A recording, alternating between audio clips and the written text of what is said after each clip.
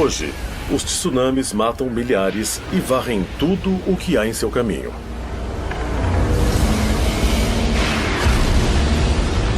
Terremotos destroem cidades inteiras e furacões exterminam paisagens, deixando centenas de mortos e milhares de desabrigados.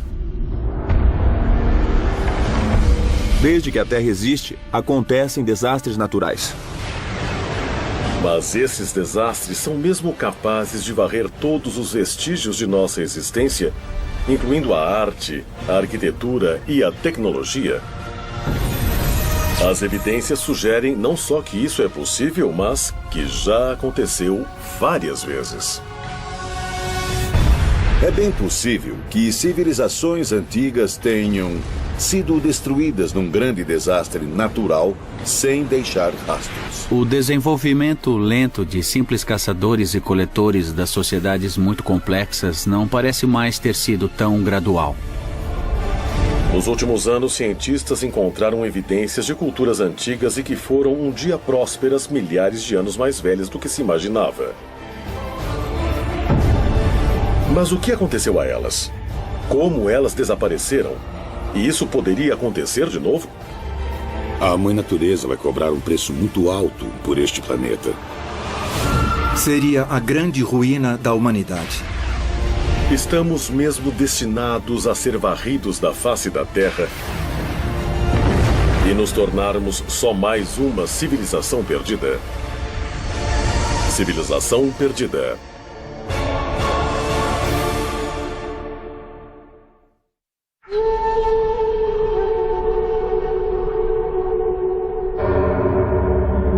Oman, Rub al-Khali.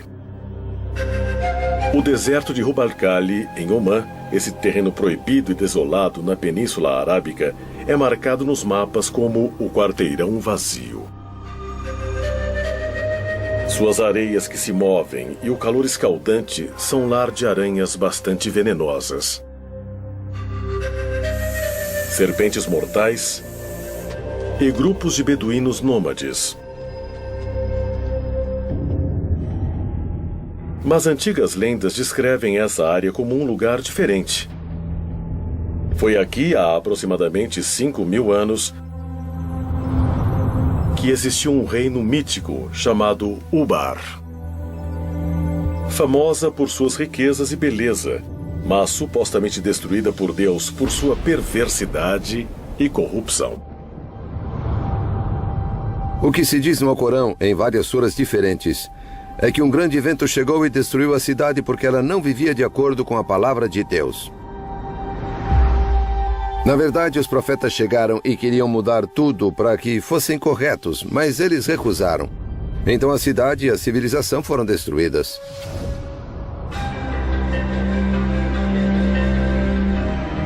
Durante séculos, historiadores e exploradores buscaram provas da existência de Ubar.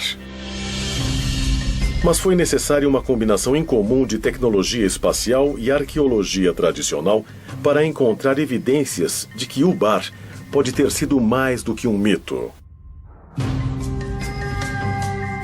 Em 1983, o arqueólogo amador Nicholas Klepp chegou à NASA com um pedido diferente, que resultou numa expedição conjunta à Península Arábica. Ele tinha acabado de ler sobre o uso de imagens de radar para mapear rios subterrâneos no Egito e queria saber se essa tecnologia poderia ser usada para encontrar uma cidade perdida se ele soubesse aproximadamente onde ela estava. A bordo da nave espacial Columbia, a tecnologia chamada de radar de imagens espaciais funcionava como uma máquina de raio-x subterrânea. Primeiro, as imagens eram gravadas no espaço. Depois, manipuladas digitalmente para revelar detalhes sutis não visíveis a olho nu, incluindo leitos de antigos rios e rotas de caravanas agora enterradas na areia. Eu nunca pensei que a cidade perdida pudesse ser descoberta do espaço. Mas eles começaram a persistir nisso, analisando as imagens que achavam que poderiam ser interessantes. Uma das grandes vantagens das imagens de satélite é que você pode ver uma região inteira para ter um contexto das imagens. Essa é uma imagem do radar da nave espacial de uma parte do sudoeste do deserto do Egito, parte do Saara, que agora é um dos lugares mais secos da Terra. Essa enorme mancha aqui é um rio, um antigo braço de rio da largura do Nilo, o atual Vale do Rio Nilo. Você percebe que dentro dela há um pequeno braço de rio passando por aqui. E se formos a esse lugar em campo, ele é assim. Aqui estou eu no meio de um daqueles rios olhando um cânion de cima. Isso nos deixou empolgados, porque o povo antigo dependia das mesmas coisas que nós. Você precisa ter acesso à água e a redes de transporte. Então pudemos ver a relação dessas diferentes características e, na verdade, vimos rastros na área. Assim, isso aqui se tornou um ponto de partida na procura por Ubar. As imagens de radar por satélite do deserto de Rub al-Khali também mostravam antigas trilhas de caravanas convergindo numa área no limite leste do quarteirão vazio.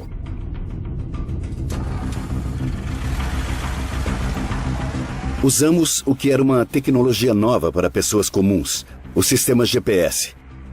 Nós a usamos em combinação com a navegação de helicóptero para descobrir a estrada que vimos nas imagens em satélite e para segui-la pelo deserto. E isso foi extremamente emocionante. Dissemos, vamos ficar nessa área que tem essa montanha imensa e a água embaixo dela, ou uma fonte. E aterrissamos e eles disseram, bom, o que você acha desse lugar? E eu disse, nossa, olha só, você pode ver as estruturas. Isso corresponde à primeira parte do que um lugar antigo deve ter, feito de pedras, paredes, construções, esse tipo de coisa, e muita cerâmica para todo lado. Depois nós identificamos vários lugares que eram claramente importantes até hoje, e um deles era Ubar. Você tem que visualizar centenas de milhares de caravanas com centenas de milhares de camelos, burros e tudo mais, carregando suprimentos e materiais da costa por esse lugar em particular na antiga Ubar. Esse era um posto de comércio para reunir caravanas de camelos que atravessavam o deserto. Havia, na verdade, uma fortaleza lá, mas ela só guardava o suprimento de água, que era uma maneira das caravanas de camelos serem controladas. Se quisesse passar pela área, tinha que pagar seus impostos. Outras escavações no local revelaram evidências de 8 torres ligadas por paredes de 9 metros. Isso se encaixava na descrição de Ubar no Alcorão como a cidade dos pilares. Mas se a lendária cidade realmente existiu, isso quer dizer que outras histórias sobre Ubar seriam verdadeiras? Sua destruição por afundamento na areia, por exemplo. De acordo com os cientistas e geólogos, foi a erosão de um aquífero embaixo da cidade que fez com que Ubar desaparecesse.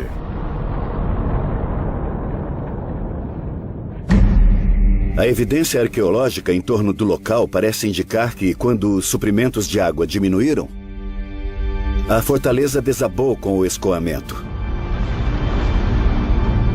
E as pessoas foram embora, muitas delas morreram. Foi o mesmo destino estranho retratado nas lendas antigas.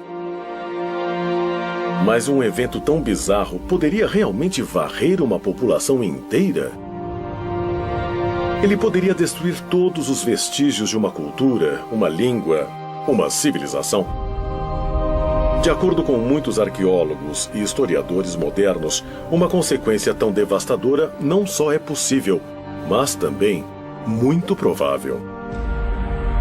Nós não sabemos muito nem sobre a história relativamente recente. Se você voltar 2 ou 3 mil, 4 ou 5 mil anos, depois da última era do gelo e talvez 1 ou 2 eras do gelo, tudo mudou. Até as civilizações humanas, organizações humanas, comunidades humanas, elas se perderam. Culturas mais antigas, particularmente as que não tinham escrita, são esquecidas frequentemente. Não há registro histórico, claro. E o único registro em potencial é o arqueológico. Então, isso exige que um arqueólogo encontre o que ficou para trás e depois reconstrua a história a partir disso.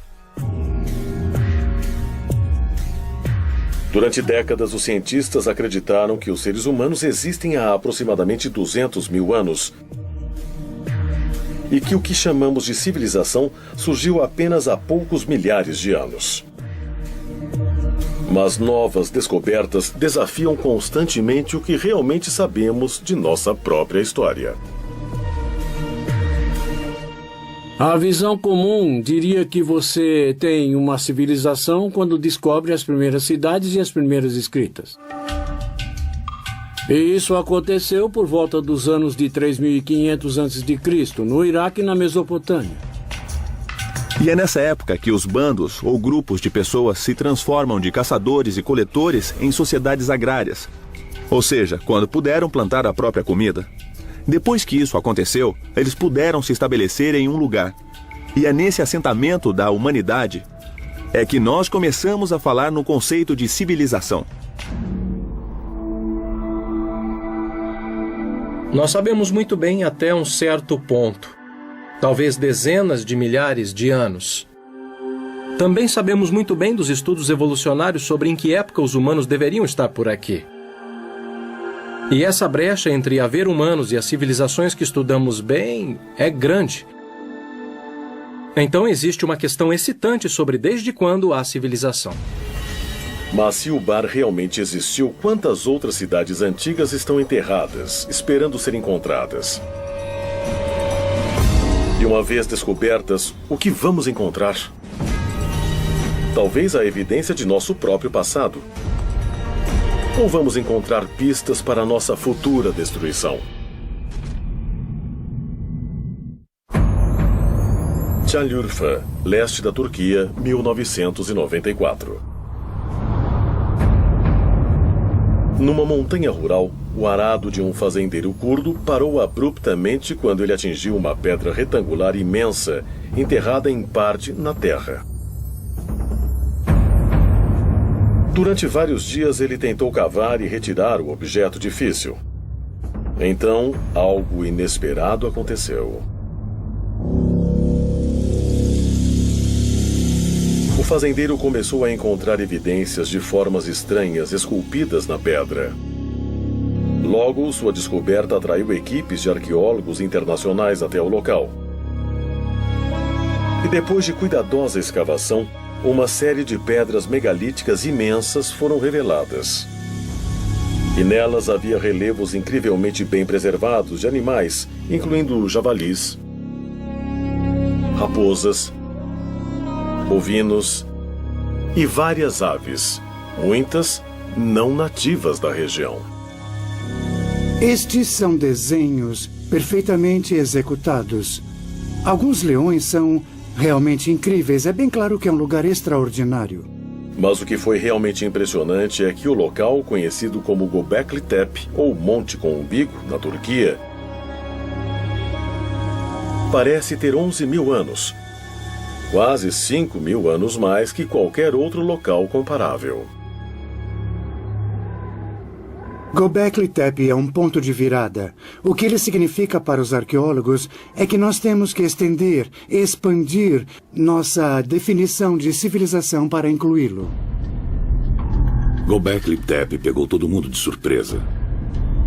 Nunca vimos nada igual.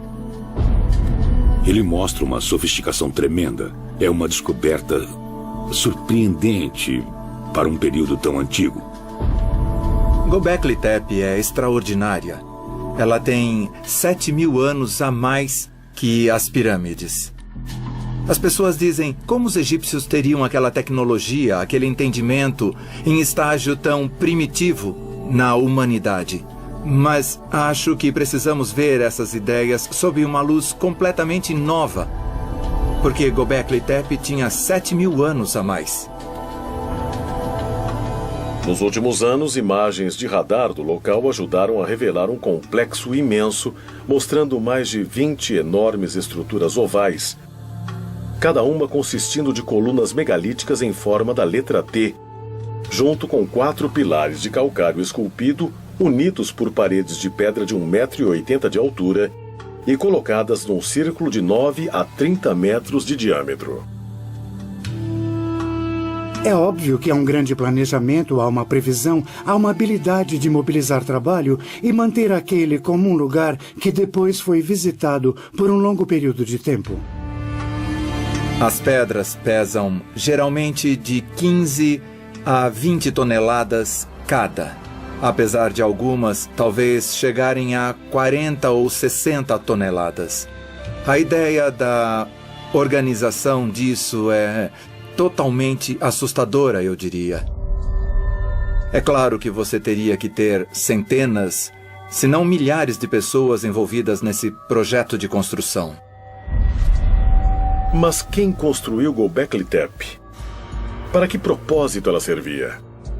Göbekli surpreende no sentido de que pensávamos num desenvolvimento gradual de simples caçadores e coletores das sociedades muito complexas, mas ele não parece mais ter sido tão gradual.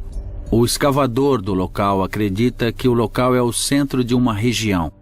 Ele discute isso porque o local é uma área muito impressionante e quando você chega lá, sente que pode ver um mundo dali. Alguns arqueólogos acreditam que tribos nômades da era neolítica viajaram grandes distâncias até Göbekli Tepe para participar de celebrações rituais. Outros acreditam que as ruínas sejam de um templo ou até de um local de sacrifício. Todos concordam em alguma cerimônia religiosa. Essas coisas devem ser santuários ou centros religiosos de algum tipo. Eles não são só assentamentos, não são cemitérios, parecem ser centros cerimoniais. Muitos pesquisadores acreditam que Göbekli Tepe esteve em uso por quase 2.000 anos. Mas em 7.000 a.C., os círculos de pedra podem ter sido enterrados propositalmente e abandonados. Mas por quê? Por que você enterraria esse complexo incrível de ao menos 20 estruturas diferentes, ou talvez muito mais que isso? Minha melhor explicação possível é que algo mudou e eles precisaram ir embora. E a melhor maneira de fazer isso era simplesmente enchendo a área toda. As pessoas não abandonam as coisas. Esses locais são tão sagrados ou importantes que quando abandonam, o soterram e cuidam dele de alguma maneira. E depois reconstroem em cima ou perto ou algo do tipo. Göbekli é assim. Temos evidências claras de que as pessoas soterraram intencionalmente os templos, ou o que quer que fossem, antes de seguirem para outro lugar. Eu acho que algo mais profundo acontecia aqui. Você tem que ver a linha do tempo. Estamos no final da última era do gelo, um período de transições imensas.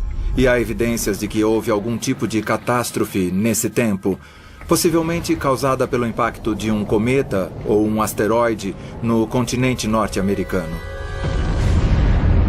E há evidência disso pelo mundo todo. Foi nesse período de tempo que Göbekli Tepe foi construída. Temos que nos perguntar por quê.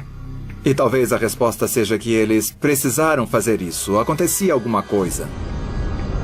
Uma catástrofe global causada pelo impacto de um cometa ou um asteroide? Essa pode ser mesmo a resposta sobre o que forçou os antigos habitantes de Göbekli Tepe a abandonar o lugar? Ou teriam sido as consequências de uma catástrofe que fizeram o local ser construído como templo ou lugar de agradecimento? Alguns pesquisadores acreditam que a resposta pode ser encontrada por perto, no Monte Ararat, que, de acordo com a Bíblia hebraica, é o lugar em que a Arca de Noé chegou para ficar depois que as águas do dilúvio baixaram. Quando olhamos o Monte Ararat, descobrimos que esse local fica a apenas centenas de quilômetros de Göbekli Tepe. E quando nós olhamos os animais que foram esculpidos na cidade, nós não conseguimos explicar por que alguns deles foram incorporados lá. Poucos desses animais não têm significado local. Mas a questão é, alguns animais viviam lá naquele momento? E também, de onde eles vieram? Olhando a mitologia, existe uma resposta pronta. Seriam os animais da Arca de Noé? As origens das histórias do dilúvio foram muito estudadas. Nós encontramos as histórias em todo o planeta. Há uma versão de índios nativos americanos, Ojibwe, há uma versão na China. Isso aparece na mitologia grega, também aparece na mitologia hindu. É totalmente possível que acontecimentos reais tenham inspirado mitologias e lendas. As histórias do dilúvio podem ser sobre dilúvios reais. Os mitos e as histórias sobre o grande dilúvio e o resgate de vários animais a bordo de uma arca realmente são baseados em fatos?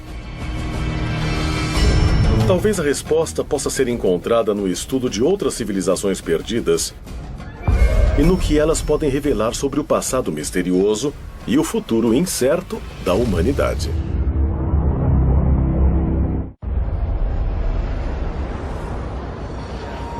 26 de dezembro de 2004. Sumatra, Indonésia. Um mega terremoto de magnitude 9.1, gerado a centenas de quilômetros no Oceano Índico, desencadeou um tsunami devastador. Em minutos, mais de 230 mil pessoas morreram e mais de 2 milhões ficaram desabrigadas.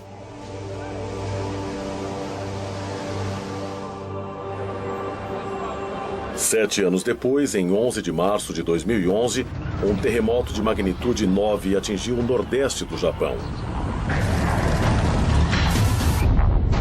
O terremoto mais poderoso que já atingiu a ilha. Minutos depois, um tsunami de 9 metros varreu o país, arrastando cidades inteiras e aproximadamente 23 mil pessoas.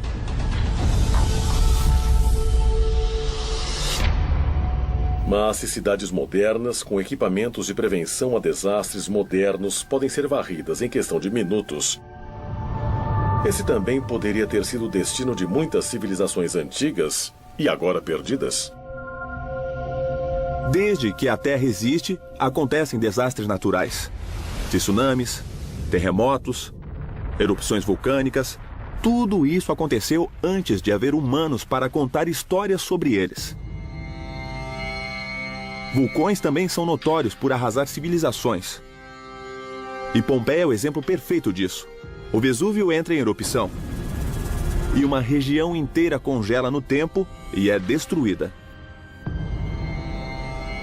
As cidades de Pompeia e Herculano foram soterradas por cinzas vulcânicas, pedra pómeis e também fluxos piroclásticos que alcançaram as cidades. Aquelas cidades foram preservadas e apenas 1.500 anos depois alguém descobriu que elas estavam lá. Infelizmente, não importa o quão sofisticada e tecnologicamente avançada uma sociedade seja, um grande desastre natural pode interromper isso e levá-la para décadas antes ou até mesmo acabar com ela. Heraklion, Creta. Em 1894, o linguista e arqueólogo britânico Sir Arthur Evans chegou a essa ilha no mar Egeu para traduzir várias tábuas de argila recém-descobertas que se imaginavam ser de um período grego antigo. O que Evans descobriu, no entanto, chocou historiadores em todo o mundo. O escrito hieroglífico não era grego, mas de uma civilização desconhecida de 5.000 a.C. 3 anos depois, Evans liderou uma expedição que desvendaria o que ficou conhecido como o Palácio de Knossos.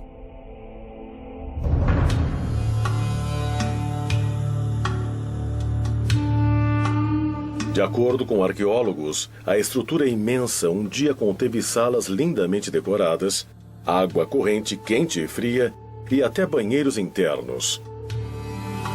Evans chamou o povo que construiu o palácio de Minoicos, por causa do mitológico rei Minos de Creta.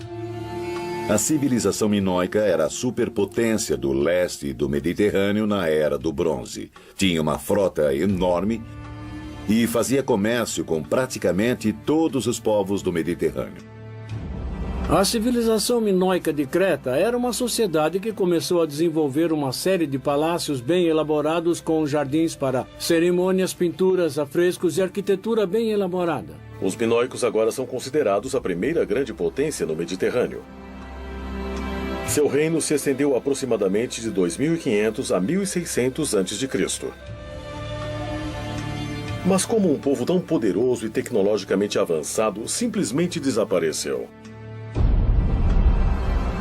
Muitos pesquisadores acreditam que a resposta possa ser encontrada examinando uma das maiores erupções vulcânicas da história da civilização, na ilha de Thera, 112 quilômetros ao norte de Creta. A erupção de Thera aconteceu em 2 ou 3 fases, no período de alguns dias ou algumas semanas. O que achamos que aconteceu é que houve alertas suficientes porque não encontramos esqueletos em Thera, como encontramos em Pompeia e em outros lugares. As pessoas devem ter tido a chance de deixar a cidade. Mas o resto das pessoas, por exemplo, em Creta, não podia esperar que a erupção do vulcão as afetasse como realmente afetou. Na vulcanologia, falamos em diferentes tipos de erupções vulcânicas, desde as brandas, geralmente com fluxos de lava, a erupções plinianas, e também temos as ultraplinianas, se forem muito grandes. A erupção de Thera foi uma erupção pliniana, ou talvez até ultrapliniana, foi muito explosiva. Essa erupção incrivelmente explosiva destruiu muito da ilha. O céu escurece, a nuvem da erupção se espalha e começa a depositar cinzas. O que é encontrado até em lugares como Rhodes e o sudoeste da Turquia. Em outras direções, a evidência da erupção pode ter sido sons de explosões ouvidas ao longe no momento. Agora acredita-se amplamente que a violenta erupção vulcânica em Thera gerou um imenso tsunami que foi na direção das cidades portuárias de Creta. O que temos aqui é uma maquete do mar Egeu no leste do Mediterrâneo e do vulcão de Thera. Então, o que vamos ver é o que acontece logo depois da erupção do vulcão. Primeiro, há o que chamamos de onda de preenchimento, quando a caldeira do vulcão desaba. Ela forma um vazio no mar, e aí a onda começa a se espalhar e se mover em direção à ilha de Creta. Era exatamente aí que os minoicos viviam. Essa é a onda inicial, ela começa a se espalhar. Aqui é Creta, e em 20 ou 25 minutos, a onda alcança Creta. O tamanho da onda, ao atingi-la, acaba variando entre 4 e 9 metros. Para entender como deve ter sido para os minoicos, podemos ver o que aconteceu no Japão em março de 2011. É um tsunami imenso e vemos diariamente o impacto na sociedade. Claro que os japoneses podem superar, mas eles não estavam sozinhos. O mundo inteiro ajudou. Imagine os minoicos naquela época sem ter a quem recorrer.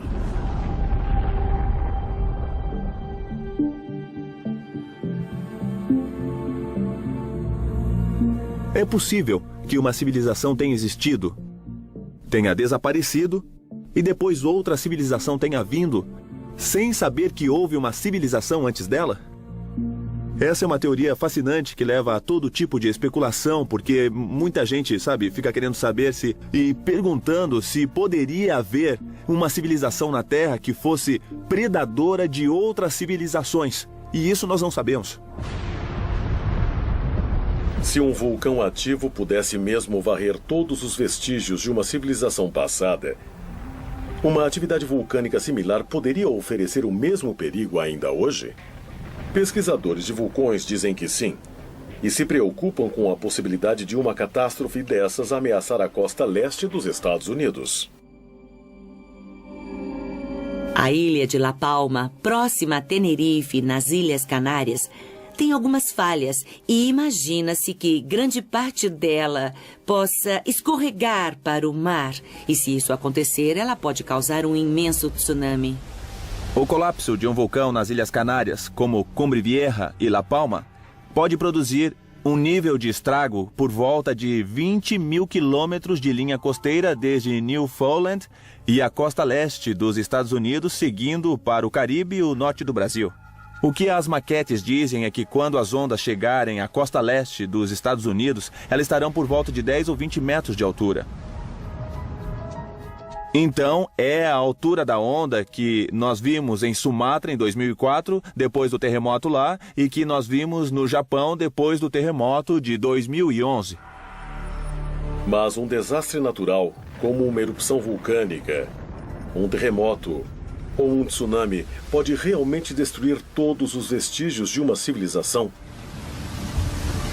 Destruí-la tão completamente que mude a história da humanidade por séculos? Talvez a evidência possa ser encontrada em uma tumba antiga cheia de ouro, localizada numa cidade costeira do Mar Negro.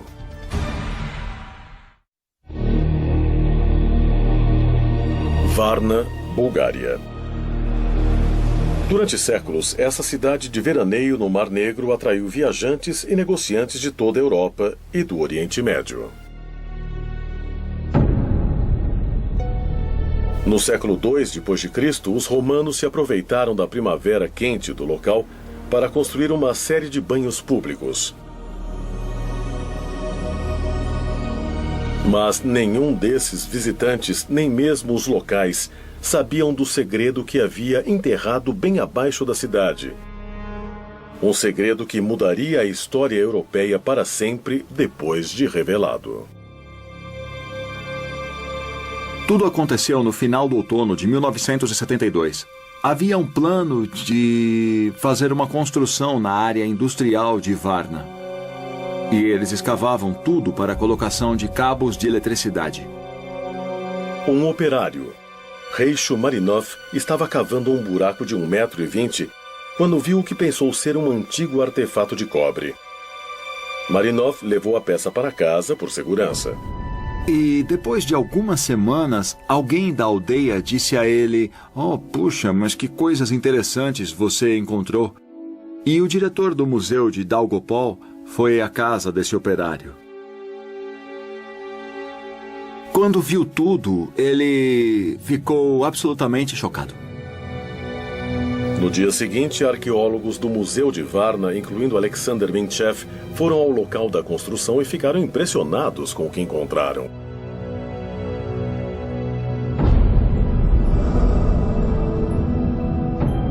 No primeiro dia em que chegamos ao local, vimos várias peças de ouro no caminho, esmagadas pelos pés de pessoas que passavam. O pessoal daquela fábrica passava por cima de quilos de ouro várias vezes por dia. E ninguém acreditaria que aqueles tesouros estavam escondidos debaixo dessa área aqui. Outras escavações revelaram que essa área não construída era o local de um cemitério há muito esquecido. Ele continha mais de 300 tumbas que arqueólogos dataram de aproximadamente 4.500 a.C. Mas, mais importante que os restos dos antigos moradores de Varna, foi a evidência chocante do que antes foi uma avançada e próspera civilização. Muitas tumbas com restos humanos foram encontradas, com os corpos colocados em diferentes posições, geralmente com a cabeça para o norte ou nordeste. Eles foram enterrados com seus próprios ornamentos e com suas próprias armas. Há muitos objetos como esse que são realmente extraordinários e encontrá-los todos juntos em um cemitério mostra que havia algo muito importante acontecendo na região de Varna.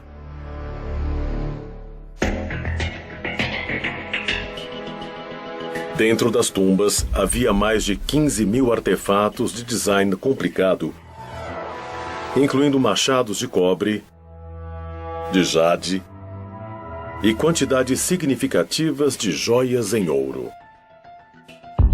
A tumba 43 de Varna é uma tumba especial porque é uma das mais ricas.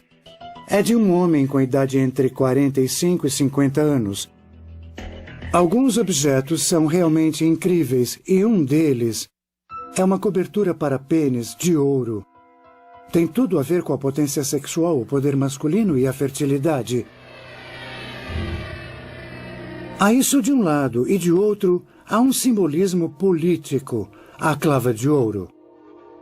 Não há nada como essa combinação de simbolismo político e sexual em nenhum outro lugar do mundo. O ouro é um indicativo de status. É um material raro, chama a atenção, não mancha, é durável. Ele tem todas essas propriedades que o tornam um bom indicativo de status social e ostentação. Apesar dos arqueólogos terem encontrado objetos de ouro em muitas tumbas, a maioria deles estava concentrada em algumas poucas. A descoberta inesperada de Varna destruiu a visão dos antigos europeus que os historiadores tinham. Nos assentamentos que conhecemos de 1000 a 2000 anos antes de Varna, há objetos e geralmente são objetos lindos. Mas não são tantos de status e não há muita diferença entre as famílias. Pode-se dizer que há 8 tumbas realmente ricas dentro de 300. Então é uma concentração significativa. Acreditava-se que, durante o período pré-histórico, as pessoas fossem iguais. Elas trabalhavam juntas, dividiam tudo que podiam colher e não havia diferença. Nenhuma diferença social, nada. Eles deviam ser como nós. Eles apreciavam ouro e também joias, tinham ferramentas muito úteis. Então, sim, eles não eram diferentes de nós, eram iguais. Evidências sugerem que Varna servia como um centro de comércio pré-histórico que transportava armas de cobre a regiões até na França e na Espanha, aproximadamente 1500 anos antes de centros similares de comércio na Mesopotâmia. Varna é também ligada a armamentos, guerras e batalhas, porque nessas tumbas nós encontramos grande quantidade de armas, machados, lanças, pontas de flechas. É muito fácil ver que a potência está sempre ligada à guerra. Antes de Varna, claro que conhecíamos outras sociedades complexas que agora sabemos que são da Era do Bronze. Descobriu-se Stonehenge, que também era considerado uma dessas sociedades complexas, mas Varna tem ao menos 3.000 anos mais que Stonehenge. O desenvolvimento da civilização é uma longa história e achávamos que tínhamos muitos desses sinais no Egito, na Mesopotâmia, em Creta, mas Varna vem antes de todas elas. O surgimento da civilização europeia começou nesse lugar. Debaixo desse solo, por milhares de anos, a história manteve seus segredos. Eu nem imagino o que teria acontecido se não tivéssemos encontrado Varna e tivéssemos todas essas coisas abaixo de nossos pés. Mas o que ainda é um mistério é como a população de Varna desapareceu por volta de 4100 a.C. Ficou provado que, em algum ponto do 5º milênio, provavelmente por volta de 4200 a.C., houve uma mudança dramática no clima.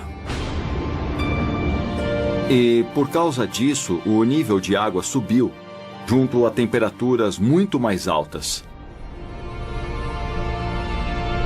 Por causa disso, as condições para a agricultura ficaram bem pior do que antes. A mudança climática, talvez uma mudança que causou seca e fome, pode ser a causa do desaparecimento de Varna? Recentemente, escavações arqueológicas em locais no Oriente Médio forneceram novas informações. Muitos arqueólogos e estudiosos acreditam que tais descobertas ajudarão a resolver o mistério sobre o que realmente aconteceu a Varna e a outras cidades perdidas. Mas há aqueles que apontam para evidências diferentes e mais incríveis. evidências de desastres naturais e cataclismos de proporções globais e até nucleares. Evidências que sugerem que nosso tempo pode estar acabando.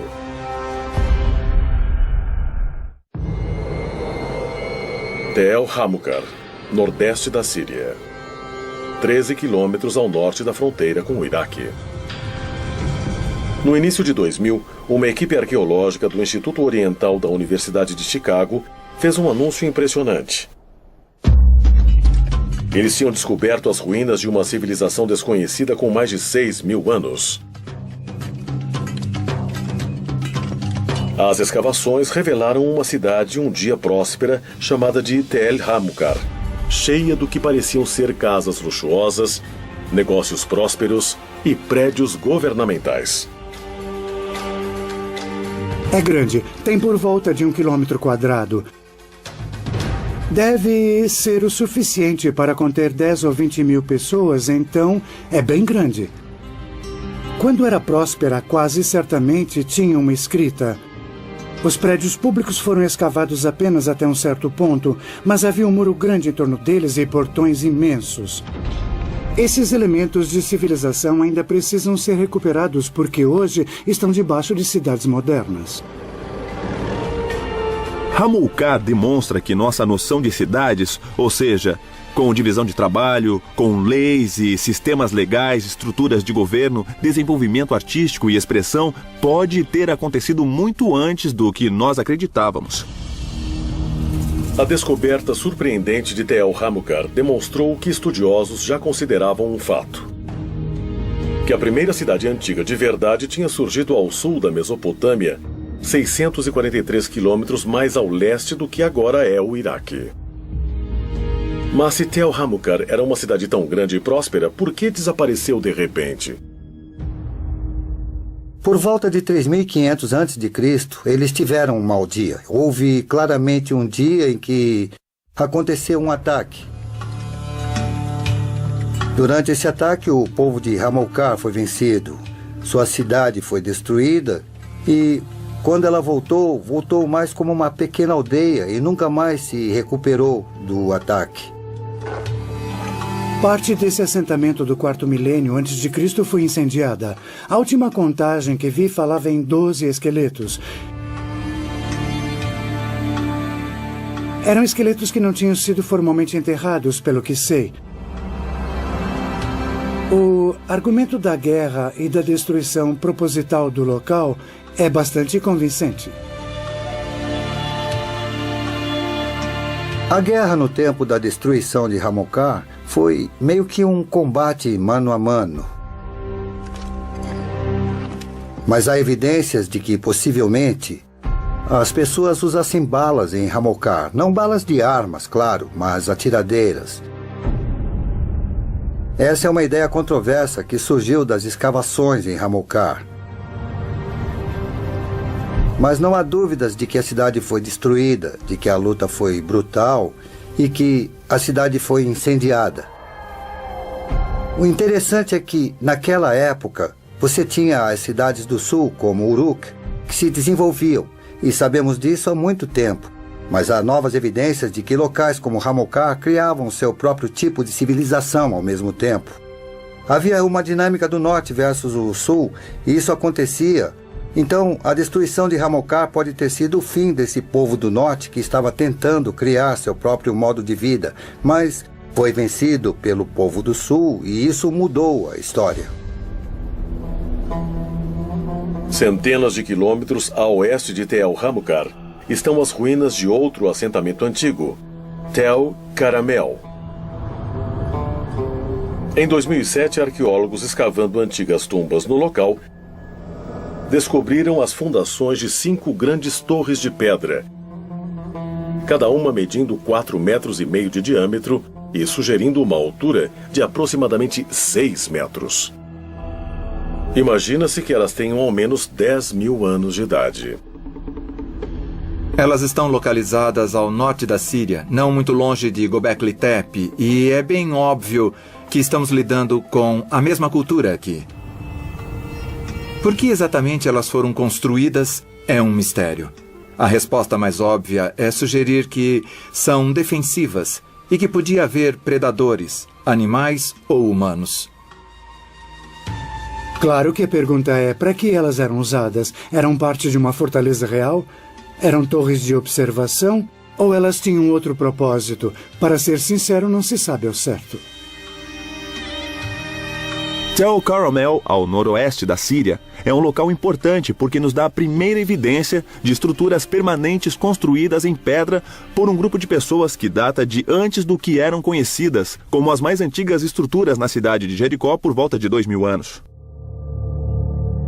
O que Carmel mostra bem claramente é que temos que abrir mão da ideia de que houve um processo na transformação para o Neolítico. Eu poderia listar muitos outros lugares onde você tem culturas locais distintas que parecem bem elaboradas em seus próprios termos, mas bem diferentes umas das outras. Não é um desenvolvimento, são vários desenvolvimentos, sendo que alguns foram mais bem-sucedidos que outros. A maioria dos estudiosos acredita que Tel Carmel e Tel Hamukar foram destruídas por exércitos invasores do sul da Mesopotâmia.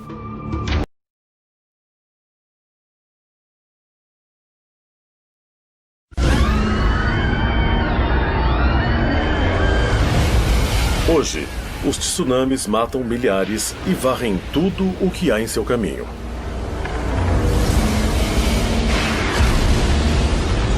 Terremotos destroem cidades inteiras e furacões exterminam paisagens, deixando centenas de mortos e milhares de desabrigados. Desde que a Terra existe, acontecem desastres naturais. Mas esses desastres são mesmo capazes de varrer todos os vestígios de nossa existência, incluindo a arte, a arquitetura e a tecnologia? As evidências sugerem não só que isso é possível, mas que já aconteceu várias vezes. É bem possível que civilizações antigas tenham sido destruídas num grande desastre natural sem deixar rastros. O desenvolvimento lento de simples caçadores e coletores das sociedades muito complexas não parece mais ter sido tão gradual. Nos últimos anos, cientistas encontraram evidências de culturas antigas e que foram um dia prósperas milhares de anos mais velhas do que se imaginava. Mas o que aconteceu a elas? Como elas desapareceram? E isso poderia acontecer de novo? A Mãe Natureza vai cobrar um preço muito alto por este planeta. Seria a grande ruína da humanidade. Estamos mesmo destinados a ser varridos da face da Terra e nos tornarmos só mais uma civilização perdida. Civilização perdida.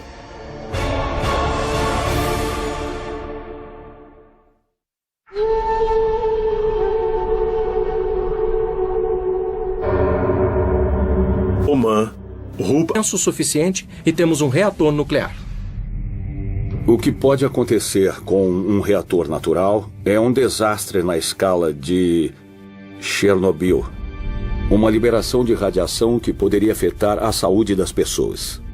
Uma explosão de fissão nuclear que pode acontecer com urânio em um cenário natural é certamente algo que você não quer que aconteça.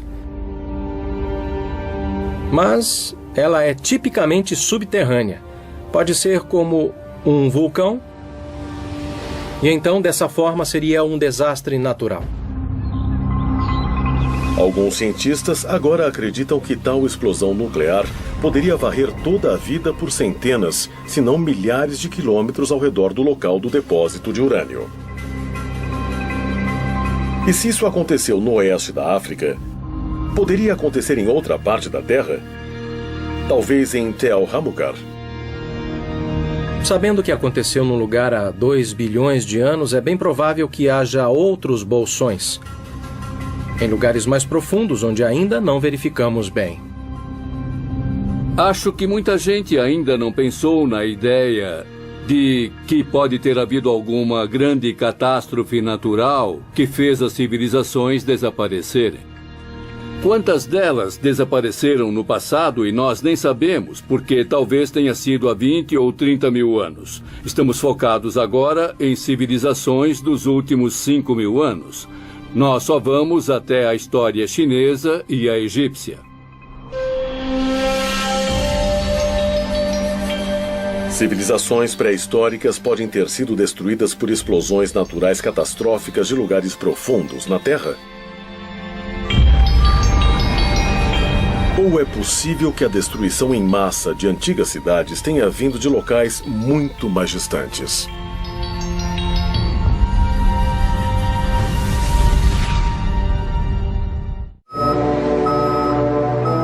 21 de dezembro de 1968, missão da NASA Apollo 8.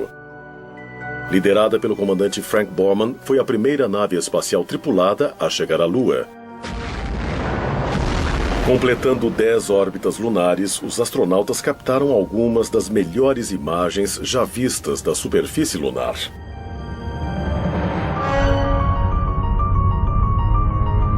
As fotografias mostram a Lua totalmente marcada por milhares de enormes crateras, evidências que sugerem a alguns que a Lua um dia foi lugar de atividades vulcânicas violentas. Mas as evidências modernas mostram que houve outro motivo, talvez mais significativo para as inúmeras crateras da Lua, grandes impactos de asteroides que podem ter bombardeado também a Terra.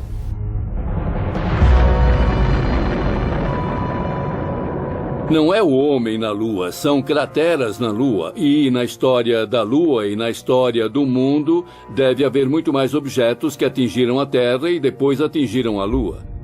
O único motivo de não sabermos deles na Terra é por termos vegetação e termos um ambiente coberto. Isso os torna menos detectáveis.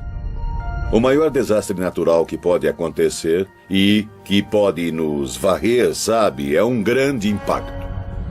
Um meteorito caindo na Terra. Sabemos que o impacto de um meteorito foi o que fez com que os dinossauros desaparecessem.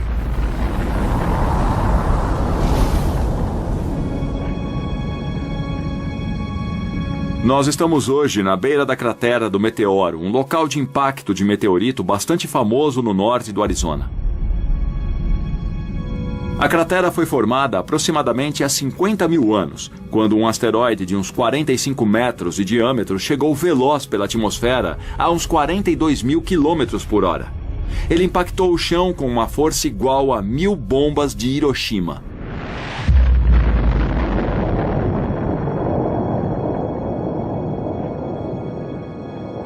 Depois do impacto, só restou a cratera.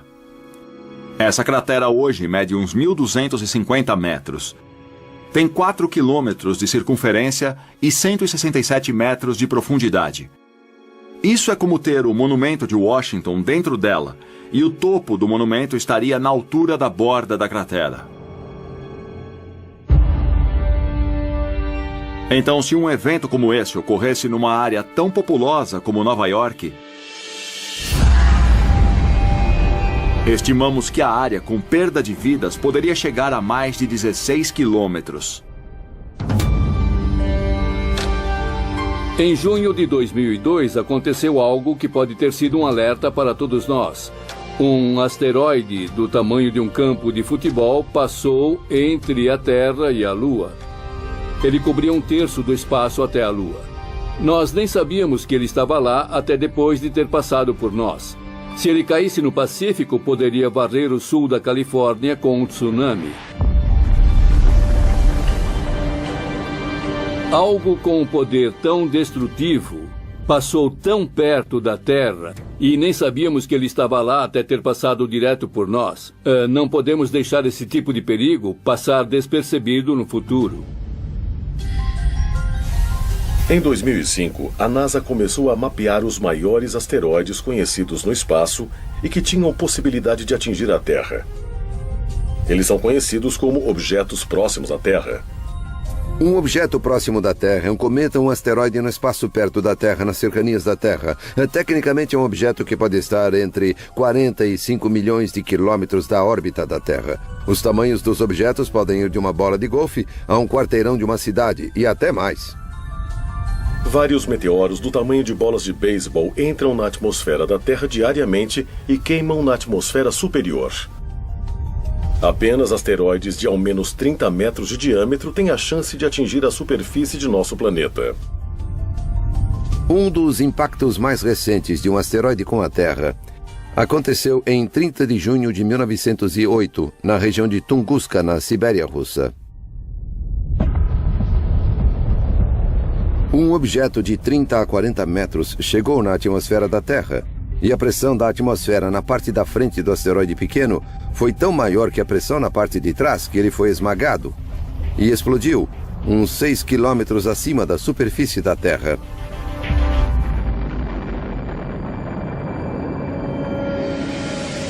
Isso arrasou árvores num raio de 2.000 quilômetros quadrados. É uma região não habitada, então ninguém se feriu. Mas ele matou algumas renas, derrubou árvores e causou um grande estrago. Foi algo em torno de 5 megatons de energia, equivalente a umas 385 vezes a energia do acontecido em Hiroshima no final da Segunda Guerra Mundial. Apesar do impacto de qualquer meteoro do tamanho de um campo de futebol poder ter um efeito devastador, o que cientistas mais temem são aqueles que podem ser ainda maiores. Um asteroide com 1 quilômetro ou 2 ou até maior, e há uns 1000 deles no espaço em torno da Terra, pode causar consequências globais.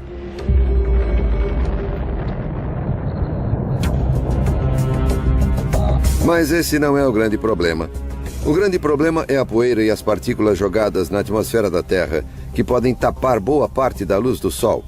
Pode haver uma chuva ácida, tempestades de fogo, quando algumas dessas partículas caem na Terra, causando incêndios globais. E a fuligem contribui para a poeira e impede boa parte da fotossíntese, necessária para a vida das plantas e, claro, aos animais que vivem dessas plantas. Então, os efeitos secundários é que são o verdadeiro problema no impacto de um asteroide. Quando nós lidamos com possíveis impactos de asteroides ou de meteoros na Terra, eles podem causar o aniquilamento não só de populações de organismos vivos, mas de civilizações inteiras, e eles já fizeram isso. Nos últimos anos, a equipe de objetos próximos à Terra, na NASA, aumentou sua pesquisa para incluir objetos de mais de 140 metros de diâmetro.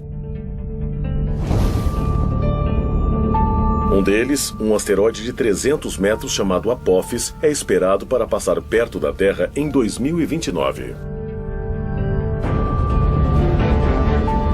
Apophis é dos grandes. Foi descoberto em 2003 e, por um tempo, parecia que realmente atingiria a Terra. Ele tinha 1 em 37 chances de atingir a Terra em 2029.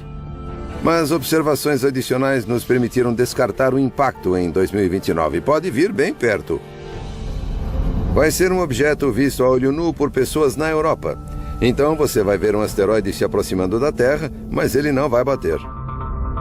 Mas apesar de cientistas mapearem o curso de Apophis, eles não podem prever como o imenso asteroide pode ser afetado por outros fatores, como a gravidade da Terra. A parte assustadora é que ele passa e volta 7 anos depois. E não sabemos se sua trajetória será afetada pela gravidade da Terra e se ele pode vir em direção a ela. Se passar por uma brecha de 600 metros no momento dessa aproximação maior em 2029, ele vai voltar e atingir a Terra em 2036. É um objeto grande o suficiente para criar não o fim do planeta, mas que pode custar centenas de milhares, se não milhões de vidas, se atingir o lugar errado. Infelizmente, cientistas dizem que não é uma questão de se, mas de quando um grande asteroide vai colidir com a Terra. Mas quando isso acontecer, todos os vestígios de nossa civilização estarão perdidos? Um asteroide poderia descer, uma rocha gigante vinda do espaço, criando um efeito devastador no ecossistema e fazendo tudo morrer.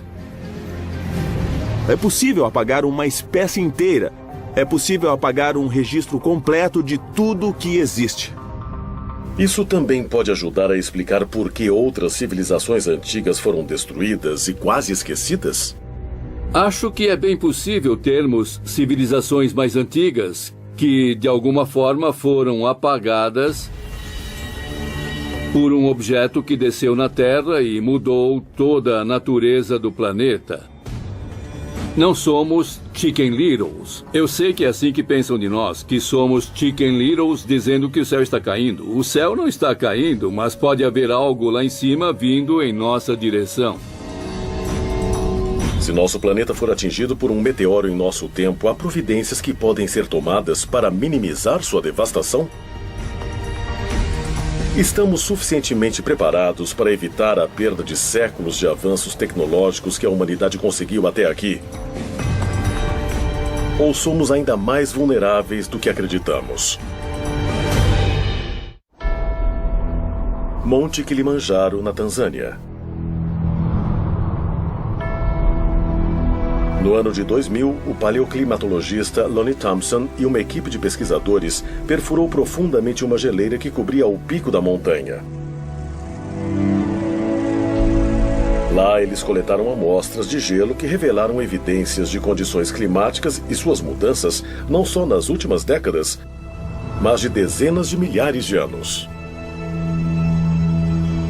Um núcleo de gelo é uma coluna de gelo. Tiramos uma série deles da superfície para ter a história do clima e do ambiente em diferentes partes do mundo. Esses núcleos têm camadas anuais bastante distintas e se pode medir a grossura dessas camadas. Você pode medir como a precipitação mudou com o tempo. Existe o registro de uma história da composição antiga de nossa atmosfera nas bolhas de ar que são preservadas no gelo. Então, agora temos história de 800 mil anos de pesquisas de coisas como dióxido de carbono, metano, óxido nítrico. Você pode até ver micro-organismos presos no gelo. Nós ressuscitamos organismos que estiveram no gelo por mais de 50 mil anos. Então, tudo que está no ar é arquivado no gelo.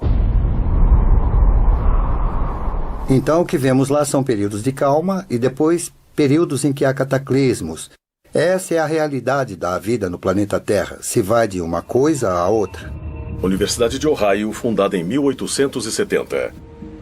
Guardados aqui em imensos freezers na Universidade de Ohio, há amostras de gelo que Thompson coletou de geleiras por todo o mundo.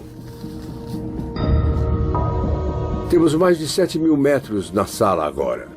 É a única coleção tropical de gelo no mundo. Temos núcleos lá do Kilimanjaro, temos gelo de Franz Josef Land no Ártico Russo. Temos uma boa coleção de gelo do Himalaia e do Tibete. O núcleo mais antigo perfurado numa região montanhosa do oeste da China. Ele tem mais de 750 mil anos. Esses núcleos de gelo nessa prateleira vieram do Planalto de Bruce, na Península Antártica. Eles foram perfurados ano passado e serão cortados e depois processados no laboratório. Um recente estudo de amostras de gelo sugere que um evento climático forte ocorreu na Terra por volta de 5.200 anos atrás.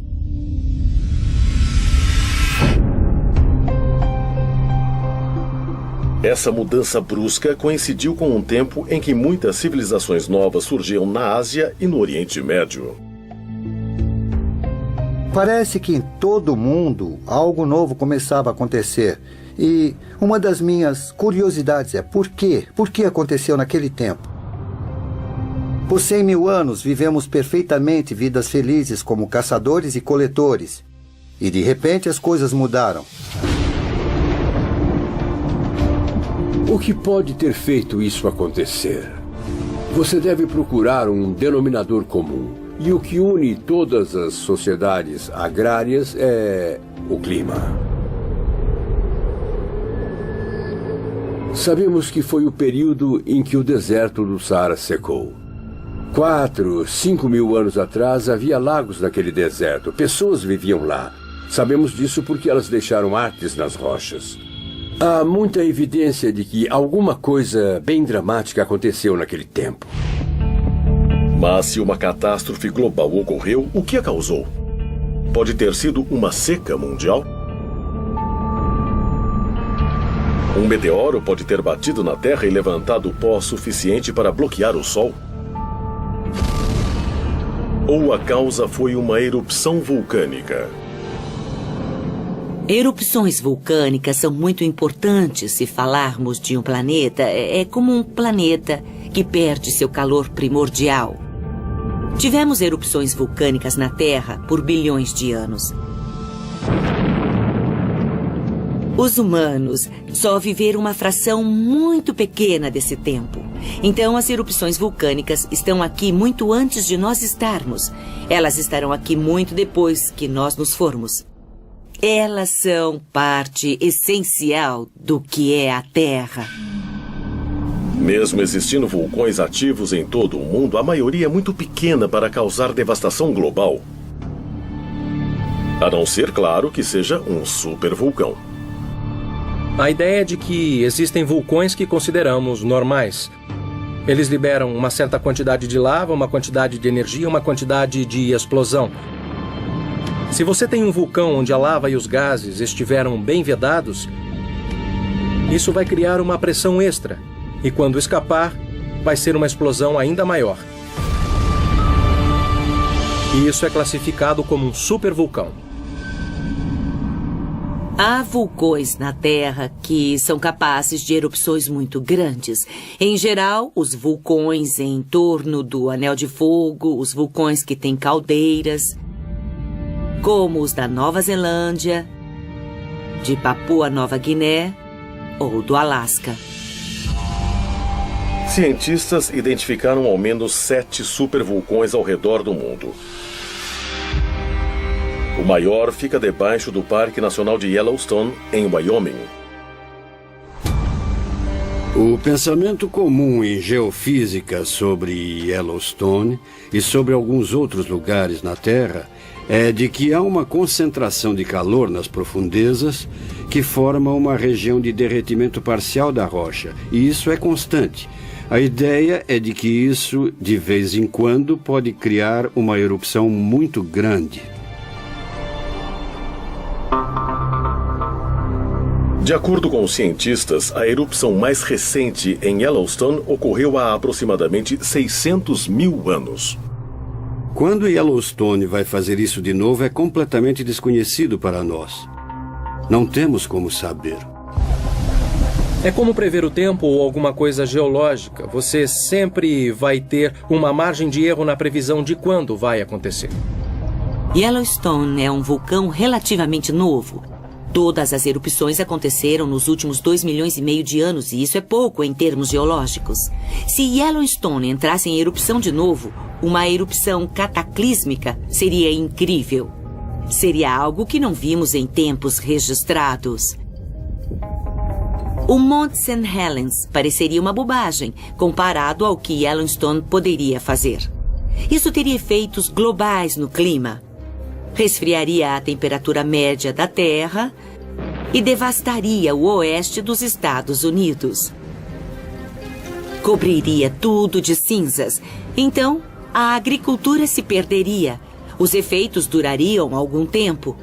Teria um grande efeito na civilização. As cinzas e os gases venenosos emitidos numa grande erupção podem criar uma nuvem pelo mundo, bloqueando a luz do sol por muitos anos. Na escuridão, as colheitas e os animais do mundo morreriam, deixando os humanos passando fome. Se Yellowstone explodisse hoje, com grandiosidade, seu impacto na humanidade seria bem maior do que foi no passado, porque há muito mais pessoas.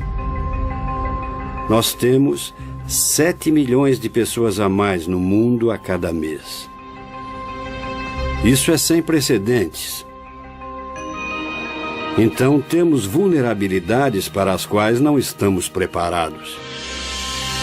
A sociedade moderna é frágil, da mesma maneira que algumas sociedades antigas de larga escala eram. Há muita gente em volta. Confiamos muito no uso intenso dos recursos naturais. E claro que degradamos esses recursos já que usamos tanto. Muitas pessoas acham que estamos numa situação clássica de colapso. Os humanos são muito dependentes da natureza. Nós esquecemos disso no mundo moderno. Mas há forças por aí muito maiores do que qualquer um de nós. E essas forças estão ativas e tiveram impacto nas culturas e nas civilizações do passado.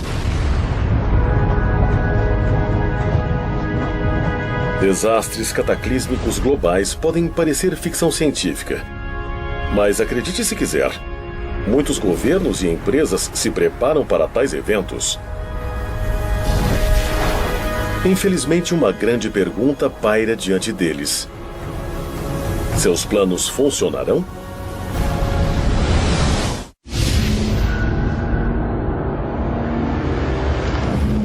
Cientistas nos dizem que nosso planeta sofreu grandes reveses no passado. E durante esses eventos, o número de plantas e de espécies animais se reduziram a poucos sobreviventes. Mas se a civilização como conhecemos de repente chegar ao fim, toda a nossa cultura e tecnologia realmente desapareceriam?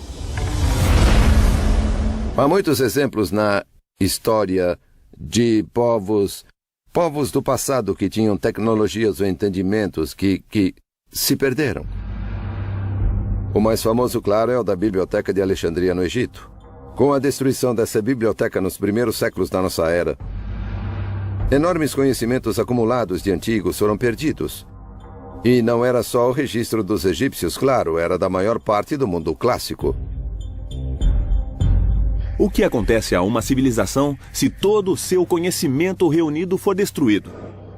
Nós nunca vamos saber que grande civilização nós poderíamos ser hoje, porque a Biblioteca de Alexandria foi destruída. Havia tanto conhecimento, especificamente muito conhecimento médico, que os egípcios tinham e que não temos mais. Nós já recuperamos muito dele, ou talvez redescobrimos muito dele, talvez. Mas quanto mais avançados seríamos se não tivéssemos perdido isso e esperado para redescobrir alguma dessas coisas? É bem possível que descobertas e partes de conhecimento dessas sociedades antigas estejam perdidas para nós para sempre. Claro que nunca vamos saber, já que não temos como descobrir isso. Diferente de eras anteriores, onde muita informação era marcada na pedra, nossa informação e nossos registros da vida diária são postos em chips de memória de silicone e, se eles forem destruídos, vai ser incrivelmente difícil em dezenas de milhares de anos as pessoas reconstruírem nossas vidas, terem uma ideia de como vivemos. Ironicamente, talvez a arte pré-histórica em rochas tenha mais chance de sobreviver num futuro previsível do que muito de nossa tecnologia moderna atual. Hutchinson, Kansas. 200 metros abaixo da cidade há um imenso depósito com o tamanho de 35 campos de futebol. Em 1959, dentro de uma mina de sal, o depósito subterrâneo de Hutchinson foi aberto como maneira de guardar em segurança documentos e bens importantes do governo durante a Guerra Fria. Ele é conhecido como o Depósito Eterno e talvez seja a maior cápsula do tempo conhecida no mundo.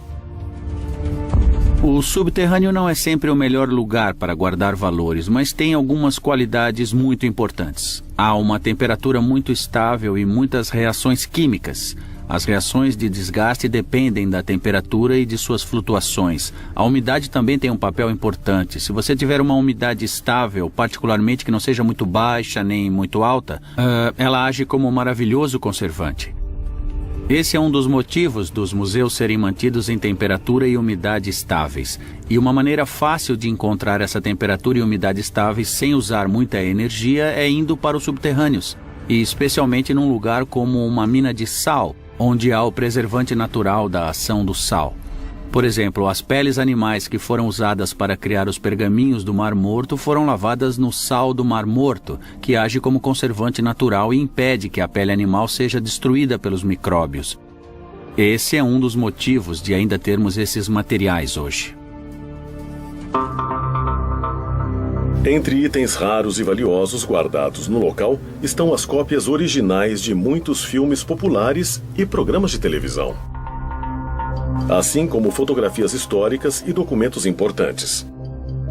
Com uma temperatura natural constante de 20 graus, as cavernas subterrâneas fornecem condições quase perfeitas para a preservação. Para qualquer civilização, até mesmo para a nossa, se tem uma coisa que você quer preservar, é melhor enterrar num depósito ou colocar numa caverna onde não esteja exposto à natureza. Descobriram-se cavernas por todo o sul da Europa contendo desenhos e pinturas pré-históricas muito bem preservados. Os mais velhos e mais elaborados foram descobertos em 1994 no Vale Ardèche, na França. Cientistas datam a arte dentro da caverna Chauvet em 30.000 a.C. A caverna é uma das mais decoradas da maior era do gelo que encontramos. E isso é impressionante. Nunca tínhamos visto uma desse tamanho naquela região. É incrivelmente rica. Há umas 400 pinturas e gravuras de animais. Lindas representações de cavalos, rinocerontes, ursos, uma enorme gama de imagens. Essas são imagens extraordinárias de animais que não pareceriam fora do lugar em galerias modernas de hoje.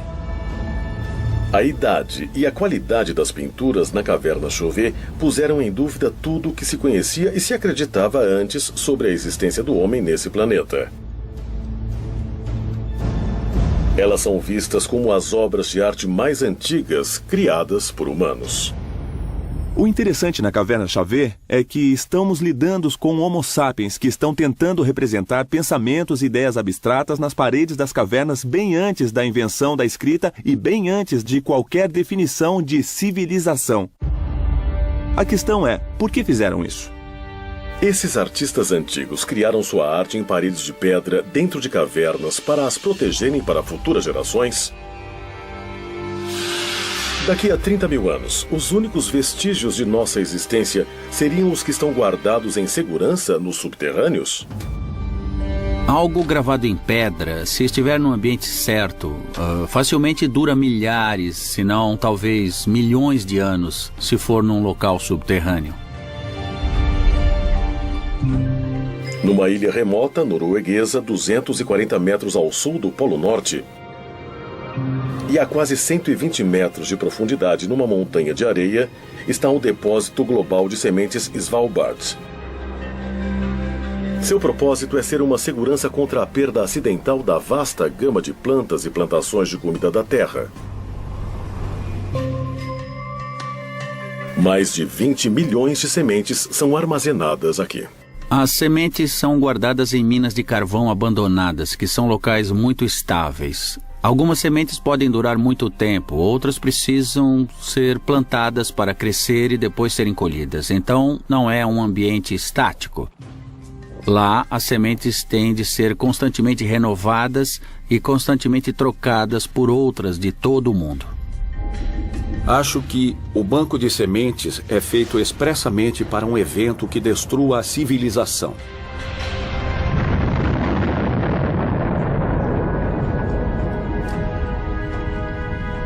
Acho que é uma maneira simples de assegurar que, se alguém sobrar, vai reconstruir, e se alguém vai reconstruir, vai ser ótimo ter isso tudo disponível. Uma coisa única no ser humano é que tendemos a pensar no passado, tendemos a pensar no presente e também pensamos no futuro. Podemos imaginar o que queremos passar para os nossos netos. Essa é uma das motivações para todas as pessoas. Então, enterrar alguma coisa ou colocá-la num local seguro para o futuro, acho que é algo que até povos antigos podem ter pensado. Se antigas civilizações preservaram propositalmente evidências de seu conhecimento e tecnologia avançados em cavernas e outras estruturas subterrâneas, esses tesouros escondidos podem nos ajudar a resolver o mistério de quem somos e de onde viemos. E talvez ainda mais importante, nos dirá quanto de nossa própria civilização vai sobreviver no futuro. Podemos mesmo desaparecer do planeta sem deixar rastros? O planeta Terra, de acordo com cientistas, foi formado há aproximadamente 4,5 bilhões de anos. Mas a maioria dos estudiosos acredita que a humanidade só existe durante os últimos 200 mil anos. Mas é possível que esses estudiosos estejam errados? As civilizações humanas teriam existido na Terra centenas de milhões de anos atrás e depois perderam suas evidências enterradas debaixo da superfície do nosso planeta? Acho que é possível, visto que a pré-história humana é medida em milhões de anos e estamos agora medindo a civilização em dezenas de milhares de anos, que haja uma brecha de algum tipo de civilização que podemos ter perdido. Há uma grande questão pelo fato de ter havido civilizações no passado que simplesmente sumiram sem deixar rastros. 1 milhão de anos atrás, 100 milhões de anos atrás, você ainda está só uma fração de toda a vida da Terra. Há 100 milhões de anos havia dinossauros andando pela Terra. E se houve alguma forma de vida que veio antes deles 1 bilhão de anos no passado? Não tem como saber e também nem como dizer que isso nunca poderia ter acontecido. Se a Terra sofrer um desastre global, o que pode acontecer à raça humana? O que aconteceria se nossa civilização inteira fosse varrida por uma erupção vulcânica gigante?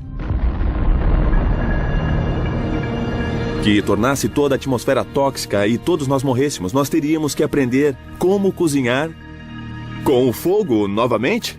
Quanto tempo isso levaria? Os sobreviventes estarão em regiões distantes e abrigadas. Eles serão caçadores e coletores novamente até os milhares de anos necessários para que reconstruam a civilização. Se antigas civilizações forem mesmo perdidas, é possível que vestígios da sociedade de hoje também sejam enterrados debaixo da terra e sejam esquecidos. Pegamos Chernobyl, por exemplo, se virmos como a construção moderna se deteriorou rápido. Em 50 anos, muito da infraestrutura se deteriorou significativamente. Se alguém anunciasse hoje, Nova York, vão todos embora, abandonem a cidade. Daqui a 1000 anos, ela estaria soterrada por escombros debaixo d'água. A maioria dos prédios já teriam desabado há muito tempo. Tem mais um fator aí, os 10.000 anos. Não imagino que possa existir alguma coisa que alguém reconheça. Você teria que saber o que procura para encontrar. Talvez entre os poucos remanescentes da tecnologia humana estará um de seus produtos mais perigosos: o lixo nuclear. O maior perigo disso, claro, é a radiação. O bom dos materiais radioativos é que eles naturalmente se desfazem e também desaparecem. O problema é que muitos deles levam milhares, dezenas de milhares ou até milhões de anos para isso. Então você tem que pensar numa área segura de depósito que os mantenha por muito tempo. Há muita controvérsia sobre como se desfazer do lixo nuclear que vem da criação de armas e de energia nuclear. Eles têm que ser deixados em algum lugar da Terra. Planeja-se enterrar profundamente no solo. Isso se chama uma solução geológica para o problema do lixo nuclear. O Departamento de Energia americano contratou uma equipe de estudiosos para trabalhar com engenheiros nos locais propostos para o derramamento de lixo nuclear. Lá, eles esperam colocar um aviso universal que possa ser compreendido por futuros humanos por ao menos 10.000 anos. Eles precisam pensar numa mitologia que avise as pessoas que há perigo ali. De algum modo devem pensar numa tradição que será perpetuada e passada pelas gerações e manter o aviso, fazendo com que as pessoas fiquem seguras do lixo nuclear. O plano atual em consideração é de um trabalho enorme para cercar todo o local. Quando terminada, a cerca vai medir 10 metros de altura e 30 de largura. O projeto inclui também uma série de marcadores de granito, cada um com 7 metros de altura, gravados com avisos em várias línguas. Mas uma série de sinais de aviso criptografados pode realmente ter efeito? Ou eles serão apenas misteriosos e inescrutáveis como as gravações de Göbekli Tepe ou nos megalitos de Stonehenge? Você não vai colocar um crânio com um X de ossos. O que isso pode significar para alguém até daqui a 500 anos? Que tipo de linguagens você pode botar nele? Como não cabe aqui ou afaste-se? Isso é um grande desafio. Na vasta história de nosso planeta, a atividade humana ocupa menos de 1% de sua vida de 4,5 bilhões de anos. Mas somos mesmo apenas um traço, residentes temporários destinados a serem esquecidos em mais outros 100 mil anos, ou menos? Eu acho que os seres humanos são capazes, infelizmente, de acabarem uns com os outros. Podemos destruir a raça humana, mas não podemos destruir a Terra. A Terra está aqui há bem mais tempo que nós e estará bem aqui mais tempo que nós. Se todo vestígio de nossa civilização pode ser destruído tão facilmente, como historiadores podem estar certos de que tudo o que vivenciamos não aconteceu antes?